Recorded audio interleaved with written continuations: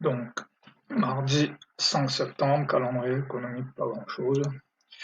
Donc là, à l'ouverture, mais gris, c'est plutôt que la veille, on a eu un range, et la l'envers, on a eu un range. Là, on borne entre AJP et DJP, donc la grille de lecture, c'était plutôt un range. Donc là, ici, on ouvre, on baisse ici, mais là, on vient juste retester BJP. Donc là, j'attends. Là, j'achète parce que maintenant, le plus probable, c'est qu'on va avoir un range et qu'on va revenir tester cette zone-là. Donc là, j'ai pas rajouté, mais j'aurais dû. Là, j'aurais dû rajouter encore pour une sortie ici. Là, on arrive ici.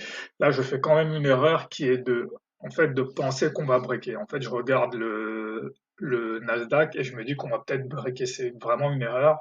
Là, maintenant, ce qu'il faut que je fasse ici, c'est de placer un ordre. Voilà. Placer un ordre ici. Ce que je vais voir après. Placer un ordre.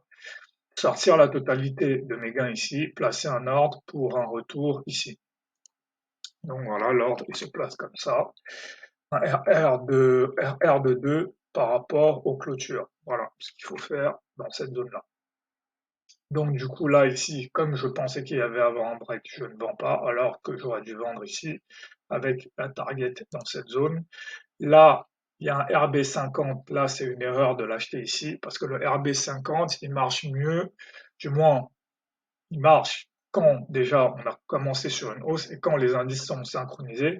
Et ce setup-là de baisse, hausse et puis hausse, c'est un setup quand il y a une news, une fête switch en fait.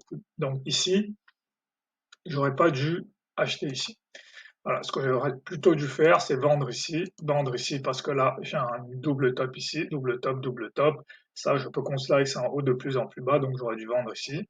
Et donc, de la même façon, à partir de là, j'aurais dû placer ici un ordre d'achat ici en bas avec un RR de 2 sur cette zone. C'est vraiment important.